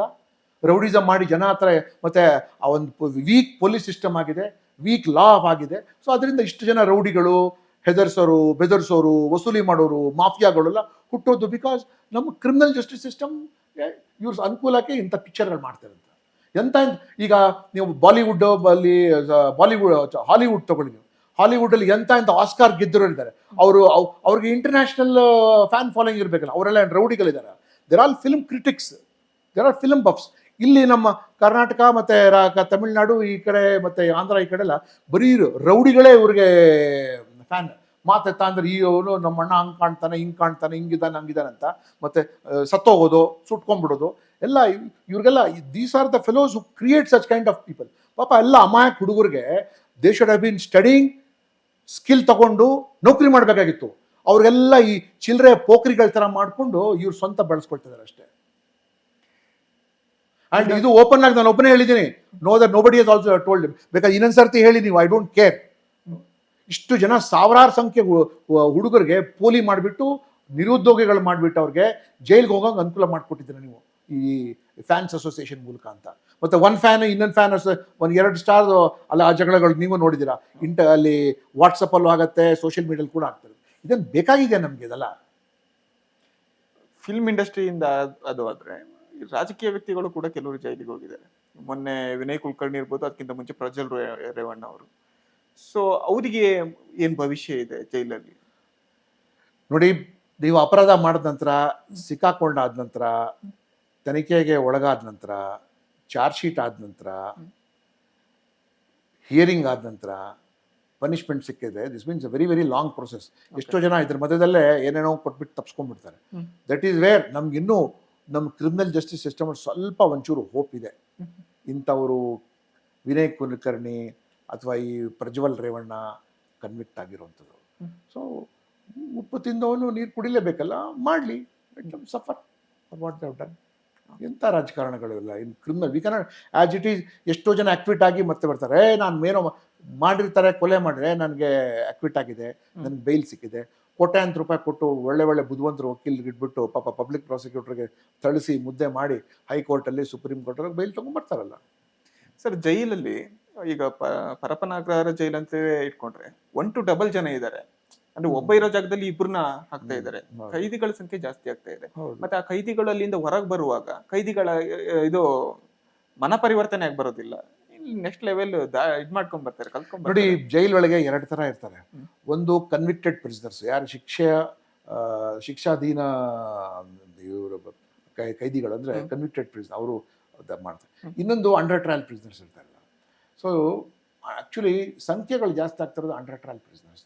Okay. One way it is good also because ಅಷ್ಟು ಜನ ಅರೆಸ್ಟ್ ಆಗ್ತಾ ಇದ್ದಾರೆ and they are being remanded to judicial custody also. But prison size is not increased. But prison expansion ನಡೀತಾನೆ ಇದೆ. ಮತ್ತು ಅದು prison, ಅದು 5 ಸ್ಟಾರ್ ಹೋಟೆಲ್ ಅಲ್ಲ. ಅದು ನಿಮ್ಗೆ ಹಾಸಿಗೆ, ಟವಲು, ಹ್ಯಾಂಡ್ ವಾಶು, ದಿಂಬು ಮತ್ತು ಅಟ್ಯಾಚ್ ಬಾತ್ರೂಮ್ ಕೊಡೋಕ್ಕೆ. ಬಟ್ ಅದು ಜೈಲ್. ಅದು ಮೇಂಟೆನೆನ್ಸ್ ಕೂಡ ಕಷ್ಟ ಆಗ್ಬೋದಲ್ವ ಅಂತ ಅವ್ರಿಗೆ ಏನಾಗುತ್ತೆ ಮಾಡ್ತಾ ಇದ್ದಾರೆ. ಮತ್ತು ಜೈಲ್ಗೆ ಹೋದ ನಂತರ ಭಾಳ ಸಂತೋಷ. ಅಲ್ಲಿ ಹೋದ ನಂತರ but what is unfortunate is that jail is a criminal university, crime university. Pick pocket ಹೋದವನು ಹೊರಗಡೆ ಬರುವಾಗ ಒಂದು ದೊಡ್ಡ ಡಕಾಟಾಗಿ ಟ್ರೀಟ್ ತೊಗೊಂಡ್ಬಂದಿರ್ತಾನೆ. ಅದು ಹೆಂಗೆ ಮಾಡಬೇಕು, that's a big question of course. ಅದು ಮಾಡ್ಬೋದು. I am sure Alok Kumar must be doing it. Or ಅದಕ್ಕೆ ತುಂಬ ಸೈಕಾಲಜಿಸ್ಟ್ ಇನ್ವಾಲ್ವ್ ಮಾಡಬೇಕು, ಸ್ಪೇಸಲ್ಲಿ ಇಟ್ಟಿರಬೇಕು, ಅಲ್ಲಿಗೆ ಐಸೋಲೇಷನಲ್ಲಿ ಇಟ್ಟಿರಬೇಕು. It's a very big exercise ಇದು. ಸರ್, ಪಶ್ಚಿಮ ಬಂಗಾಳದಲ್ಲಿ ಮೇನ್ ಹೈಲೈಟ್ ಆಗಿದ್ದ ವಿಷಯ ಅಂದರೆ ಒಬ್ಬ ಮೆಡಿಕಲ್ ಹುಡುಗಿ ಮೇಲೆ ಗ್ಯಾಂಗ್ ರೇಪ್ ಆಗುತ್ತೆ, ಕೊಲೆ ಆಗುತ್ತೆ. ಅವ್ರ ಅಮ್ಮ ಎಷ್ಟು ನ್ಯಾಯ ಕೇಳಿದ್ರು ಕೂಡ ಮಮತಾ ಬ್ಯಾನರ್ಜಿ ಸರ್ಕಾರದಿಂದ ನ್ಯಾಯ ಸಿಗೋದಿಲ್ಲ. ಕೊನೆಗೆ ಬಿಜೆಪಿ ಸರ್ಕಾರದ ಪರ ಅವರೇ ನಿಂತ್ಕೊಳ್ತಾರೆ MLA ಕ್ಯಾಂಡಿಡೇಟ್ ಆಗಿ. ಈಗ ಗೆದ್ದು ಕೂಡ ಬೀಗ್ತಾ ಇದ್ದಾರೆ. ನೋಡಿ, ಮಮತಾ ಬ್ಯಾನರ್ಜಿ ಅವರು she used to be always in denial crimes. ಈ ಪಾರ್ಕ್ ಸ್ಟ್ರೀಟಲ್ಲಿ ಒಂದು ರೇಪ್ ಇನ್ಸಿಡೆಂಟ್ ಆಗುತ್ತೆ. ಶಿ ಹ್ಯಾಡ್ ಡಿನೈಡ್ ದಟ್ ಇದು ಆಗಲೇ ಇಲ್ಲ ಅಂತ. ಬಟ್ ವೆರಾಸ್ ರಾಧಿಕಾ, ನಾವು DCP ಆ ಕಾಲದಲ್ಲಿ ರಿಪೋರ್ಟ್ ಮಾಡಿ ತಿಳಿಸೋಕ್ಕೆ ದಟ್ ರಾಧಿಕಾಗೆ ಸಸ್ಪೆಂಡ್ ಮಾಡಿ ಎಲ್ಲೋ ಒಂದು ಮೂಲೆ ಕೂಡಿಸಿ ಕಲ್ಕತ್ತೆಯಿಂದ ಹೊರಗಡೆ ಓಡಿಸ್ಬಿಟ್ರು ಅಲ್ಲಿಗೆ, ಬಿಕಾಸ್ ಸತ್ಯ ಹೇಳಿದಾರಂತ. ಅದು ಆಗಿ ಎಷ್ಟೋ ತಿಂಗಳಾದ ನಂತರ ಈ RG ಕಾರ್ ಹಾಸ್ಪಿಟ್ಲಲ್ಲಿ ಈ ಒಂದು ಘಟನೆ ನಡೆಯುತ್ತೆ. ಒಂದು ಹುಡುಗಿಗೆ ರೇಪ್ ಮಾಡಿ ಅವಳಿಗೆ ಮರ್ಡರ್ ಮಾಡೋಂಥದ್ದು. ಸೊ ಆ್ಯಂಡ್ ಇವರು ಫಸ್ಟ್ ಆಫ್ ಆಲ್ ಆಗಲೇ ಇಲ್ಲ ಅಂತ, ದೆನ್ ಕಂಪ್ಲೀಟ್ ಡಿನೈಲ್ ಒಳಗಿದ್ರು. ಸೊ ಅಂಥದ್ರಲ್ಲಿ ಪಾಪ ಆ ಹೆಣ್ಮಗಳು, ಮೃತ ಹೆಣ್ಮಗಳ ತಾಯಿ ಯಾರ ಹತ್ರ ನ್ಯಾಯ ಕೇಳಬೇಕು, ಯಾರು ಅವಳ ಪರವಾಗಿ ನಿಂತ್ಕೊಳ್ತಾರಲ್ಲ. ಸೊ ಭಾರತೀಯ ಜನತಾ ಪಾರ್ಟಿ ಸುವೇಂದು ಮುಖ ಅಧಿಕಾರಿಯವ್ರ ಅವ್ರ ಜೊತೆಲಿ ನಿಂತ್ಕೊಂಡು ಆಯಮ್ಮನ ಧೈರ್ಯ ಕೊಟ್ಟ ನಂತರ ಕೊನೆಗೆ ಅವ್ರ ತಾಯಿಗೆ ಒಂದು ಸೀಟ್ ಕೂಡ ಕೊಟ್ಟರು, ನೀವು ಸ್ಪರ್ಧೆನೂ ಮಾಡಿ ಅಂತ. Because it became not only national issue, it became an international issue. ಒಬ್ಬ ಡಾಕ್ಟರ್ಗೆ ಹಾಸ್ಪಿಟಲ್ ಒಳಗೆ ಒಬ್ಬ ಡಾಕ್ಟರ್ ಸೇಫ್ ಇಲ್ಲ ಅಂತ, ಒಂದು ಲೇಡಿ ಡಾಕ್ಟರ್ ಇದೆ, ಆ ಪಾಪ ಅವಳು ಇನ್ನೆಲ್ಲಿ ಸೇಫ್ ಇರ್ತಾಳು ಅವಳು. ಮತ್ತೆ ಆಸ್ಪತ್ರೆ ಒಳಗೆ ಈಗ ನನ್ನ ಮಗಳು ಕೂಡ ಡಾಕ್ಟ್ರು, ನೈಟ್ ಕೆಲಸ ಮಾಡ್ತಾ ಇದ್ದಾರೆ. ನಾನು ಕೂತ್ಕೊಂಡು ದಿನ ಯೋಚನೆ ಮಾಡೋಕ್ಕಾಗತ್ತಾ, ರಾತ್ರಿ ನಮ್ಮ ಮಗಳು ಹಾಸ್ಪಿಟ್ಲ್ ಇದ್ದಾಳೆ, ಅವಳು ಸೇಫ್ ಆಗಿದ್ದಾಳೆ ಅಂತ. ಆಸ್ಪತ್ರೆ ಒಳಗೆ ಅವಳು ಅನ್ಸೇಫ್ ಅಂತ ಹೇಳಿದ್ರೆ ಇನ್ನು ಕಾನೂನು ಸುವ್ಯವಸ್ಥೆ ಎಲ್ಲಿಗೆ ಹೋಗಿದೆ ಹೇಳಿ. ಮತ್ತು ಈ ಘಟನೆ ಆದ ನಂತರನೂ ಅದು ಘಟನೆನೇ ನಡೆದಿಲ್ಲ, ಅವ್ನು ಮಾಡಿಲ್ಲ, ಇವ್ರು ಮಾಡಿಲ್ಲ ಅಂತ ನೀವು ತನಿಖೆಗಿಂತ ಮುಂಚೆನೆ ನೀವುಗಳೇ ಸ್ಟೇಟ್ಮೆಂಟ್ ಮಾಡ್ತಾ ಕೊಟ್ರೆ ನೀವು ಯಾವ ಸಂದೇಶ ಕೊಡ್ತಾ ಇದ್ದೀರಾ ಪೊಲೀಸ್ ಇಲಾಖೆಗೆ? ಅವ್ರು ಮುಟ್ಬೇಡ, ಇವ್ರು ಮುಟ್ಬೇಡ, ಅವ್ರು ಮುಟ್ಬೇಡ ತನ್ನ ಸಂದೇಶ ಕೊಡ್ತಾ ಇದ್ದೀರಾ ನೀವು. So who are you to give that statement? ನೀವು ಹೇಳಬೇಕಾಗಿತ್ತು ಮುಕ್ತವಾಗಿ ತನಿಖೆ ನಡೀಲಿ, ಯಾರು ಅಪರಾಧ ಮಾಡಿದಾರಲ್ಲೇ ಅವ್ರ ಮೇಲೆ ಶಿಸ್ತಿನ ಕ್ರಮ ತುರ್ತಾಗಿ ನಾವು ತಗೊಳ್ತೀವಿ, ನಾವು ಕಾನೂನು ಕ್ರಮ ತಗೊಂಡು ತುರ್ತಾಗಿ ಫಾಸ್ಟ್ ಟ್ರ್ಯಾಕ್. ಅದೆಲ್ಲ ಅವ್ರು ಮಾಡಿಲ್ಲ. ನಿರ್ಭಯಾ ಕೇಸಲ್ಲಿ ಕೂಡ ಹಂಗೆ ಆಯಿತು. ನಿರ್ಭಯಾ ಕೇಸಿಂದ ಕಾಂಗ್ರೆಸ್ ಸರ್ಕಾರ ಹೋದ ನಂತರ ಇನ್ನು ನೋಡಿ ಅವ್ರಿಗೆ ಅದಕ್ಕೆ not able to defend themselves. Mamata Banerjee ಕಾರಣ ಕೊಟ್ರಲ್ಲ, ಅದು ತುಂಬಾ ಜನರಿಗೆ ಕೋಪ ತರಿಸ್ತು. ರಾತ್ರಿ ಯಾರು ಹೊರಗೆ ಹೋಗೋ ಕೇಳಿದ್ದು ಅವ್ರನ್ನ? ಅದೆಲ್ಲ ನೋಡಿ, ಮಹಿಳೆಯರು ಹಾಕುವ ಬಟ್ಟೆಗಳ ಬಗ್ಗೆ, ಅವರ ಓಡಾಟ ಬಗ್ಗೆ ನಾವೆಲ್ಲೂ ಟಿಪ್ಪಣಿ ಮಾಡಬಾರ್ದು. ಅವರು ನಮ್ಮ ಜೊತೆಲಿದ್ದಾರೆ. ಅವರು ಯಾವಾಗ ಎಲ್ಲಿ ಬೇಕಾದರೂ ಹೋದ್ರೂ ಅದೇನು ಅರ್ಥ ಅವ್ರು ಹೋದ ತಕ್ಷಣ ಏನು ಅವ್ರಿಗೆ ಇದು ಮಾಡಿಬಿಡ್ಬೇಕಾ? ಮೊನ್ನೆ ತಾನೇ ಒಂದು Hyderabad deputy commissioner of police, sorry joint commissioner of police, ಒಂದು ಸಲ್ವಾರ್ ಕಮೀಸ್ ಹಾಕ್ಕೊಂಡು ಸೈಬರಾಬಾದಲ್ಲಿ ಒಂದು ಬಸ್ ಸ್ಟ್ಯಾಂಡ್ ಹತ್ರ ನಿಂತ್ಕೊಂಡಿತ್ತು. ಹೌದು, ಒಂದು ರಿಮೋಟ್ ಕ್ಯಾಮ್ರಾ ಹಿಂದ್ಗಡೆ ಎಲ್ಲಿ ಫಿಕ್ಸ್ ಮಾಡಿಬಿಟ್ಟು ಎಷ್ಟು ಜನ ಆಕೆಗೆ ಬಂದು ಹ್ಯಾರಾಸ್ಮೆಂಟ್ ಮಾಡಿದ್ದಾರೆ. ಹುಡುಕಿ ಸರಿಯಾಗಿ ಹಾಕಿ ಒದೆಗಳು ಬಿದ್ದಿದ್ದು. ಹಾಗೆ ಬೀಳ್ಬೇಕ್ರಿ ಒದೆಗಳು. ಹೌದು, ಪ್ರತಿ ಕಡೆನೂ ಅಲ್ಲೇ ನೋಡಿ. ಒಂದು ಮನೆ ಒಳಗೆ ಕೇವಲ ಒಂದು ಗಂಡು ಮಗು ಹುಟ್ಟಿದೆ ಅಂತ ಸಂತೋಷ ಪಡೋದು ಮುಖ್ಯ ಅಲ್ಲ, ಅವನಿಗೆ ಸಂಸ್ಕೃತಿ ಕೊಡಬೇಕು. ಪರಾಯ ಹೆಣ್ಣು ಜೊತೆ ಯಾವ ರೀತಿ ಬಿಹೇವ್ ಮಾಡಬೇಕು ಅಂತ, ಅದು ಮನೆಯಿಂದ ಬರುವಂಥ ಸಂಸ್ಕೃತಿ ಅದು. ಹೌದು. ಮುಲಾಯಂ ಸಿಂಗ್ ಯಾದವ್ ಹೇಳ್ತಾರಲ್ಲ, ಹಾ ಬಚ್ಚಾ ಲೋಗ್ ಕಭಿ ಗಲ್ತಿ ಕರ್ ದೇತಾ ಹೈ ಅಂತ. ಹುಡುಗರು ಅಂದರೆ ಕೆಲವು ಮಿಸ್ಟೇಕ್. ಇದರ ಅರ್ಥ ಏನು? ನೀವು ಹುಡುಗರಿಗೆ ಇವರು ಅಲವಿಂದ ರೇಪ್ ಮಾಡಿಬಿಟ್ರು, ಯಾರಿಗೋ ಫೋರ್ಸಿಬಲಿ ಮುದ್ದು ಮಾಡಿಬಿಟ್ರು, ಯಾರ ಮೇಲೆ ಆ್ಯಸಿಡ್ ಹಾಕ್ಬಿಟ್ರು, ಇದೆಲ್ಲ ನಾವು ಟಾಲರೇಟ್ ಮಾಡ್ತೀವಿ. This is absolutely zero, no tolerance policy. ನಿಮ್ಮ ತಂಗಿ ಇರ್ಬೋದು, ನಿಮ್ಮ ಹೆಂಡತಿ ಇರ್ಬೋದು, ನಿಮ್ಮ ತಾಯಿ ಇರ್ಬೋದು, ನಿಮ್ಮ ಮಗಳಿರ್ಬೋದು, ಆವಾಗ ಬೇರೆ ಕಾನೂನು ಅವಾಗ. ಸೊ ಅದರಿಂದ there is absolutely no tolerance. ಅವರು ತುಂಬ ಟಾಲರೆನ್ಸ್ ತೋರಿಸಿ ಅಪರಾಧಿಗಳಿಗೆ ಅವಕಾಶ ಕೊಟ್ಟಿದ್ದಾರೆ, ಮತ್ತು ಮಹಿಳೆಯರಿಗೆ ಸುರಕ್ಷತೆ ಕೊಟ್ಟಿಲ್ಲ. ಒಬ್ಬ ಮಹಿಳೆ ಮುಖ್ಯಮಂತ್ರಿ ಆದ ನಂತರ ಸಹ, ಮತ್ತು ತಾವು ಹಿಂದೆನೂ ಪ್ರಸ್ತಾಪ ಮಾಡಿದಿರಿ ಚರ್ಚೆ ಒಳಗೆ, ಸಾವಿರಾರು ಜನ ಹಿಂದೂ ಹೆಣ್ಮಕ್ಳಿಗೆ ಮಾನಭಂಗ ಆಗಿದೆ. ಗ್ರಾಮಾಂತರ ವೆಸ್ಟ್ ಬೆಂಗಾಲ್ ಒಳಗೆ ಧ್ವನಿ ಎತ್ತಿದ್ದಕ್ಕೆ ಅಥವಾ ಪ್ರಶ್ನೆ ಮಾಡಿದ್ದಕ್ಕೆ, ಅಥವಾ ಸ್ವಲ್ಪ ಕೆಲವರು ನೋಡೋಕ್ಕೆ ಚೆನ್ನಾಗಿದ್ದು ಸ್ಕೂಲ್ ಕಾಲೇಜ್ಗೆ ಹೋಗ್ತಾ ಇದ್ರೆ ಮೊಹಮ್ಮದ್ ಅಫ್ ಗಜ್ನಿ ಕಾಲದಲ್ಲೆಲ್ಲ ಯಾರೋ ಹೆಣ್ಮಕ್ಳಿಗೆ ಎತ್ತಾಕೊಂಡು ಹೋಗೋರು ಅಂಥ ಸ್ಥಿತಿ ಅಲ್ಲಿ ನಡೀತಾ ಇತ್ತು. ಅಲ್ಲಿಗೆ ಈಗ ಒಂಥರ ಹೇಳ್ತಾಯಿದ್ರಲ್ಲ, ವಾಫ್ಟ್ ಆಫ್ ಫ್ರೆಶ್ ಏರ್ ಅಂತ, ಒಂದು ತಾಜಾ ಗಾಳಿ ಬೀಸುತ್ತಾ ಇದೆ ಬಂಗಾಲದಲ್ಲಿ. ಅದೇ ಕಾಶ್ಮೀರ, ಹಳೆ ಕಾಶ್ಮೀರಕ್ಕೂ ಈಗಿನ ಕಾಶ್ಮೀರಕ್ಕೂ ಹೇಗೆ ವ್ಯತ್ಯಾಸ ಕಾಣ್ತಿದ್ಯೋ ಮುಂದೆ ಪಶ್ಚಿಮ ಬಂಗಾಳ ಕೂಡ ಕಾಶ್ಮೀರಲ್ಲಿ ಯಾರೋ ನಮ್ಮ ಸಂಘಟನೆ ಅಲ್ಲಿ ತನಕ ಹೋಗಿಲ್ಲ, ಬಟ್ ಆದ್ರೆ ಕಾಶ್ಮೀರಲ್ಲಿ ಕೂಡ 370 ಅಬ್ರೋಗೇಟ್ ಮಾಡೋಕ್ಕೆ ನಮ್ಮ ಸರ್ಕಾರ ಪೂರ್ಣ ರೀತಿಯ ಪ್ರಯತ್ನ ಮಾಡಿ, ಒಂದು ದೇಶ ಅಂದರೆ ಒಂದು ಸಂವಿಧಾನ ಇರಬೇಕು, ಮತ್ತು ಒಂದು ಬಾವುಟ ಇರಬೇಕು. ಒಂದೇ ದೇಶದಲ್ಲಿ ಎರಡು ಸಂವಿಧಾನ ಇರೋಕ್ಕೆ ಸಾಧ್ಯವಿಲ್ಲ. So thank you sir.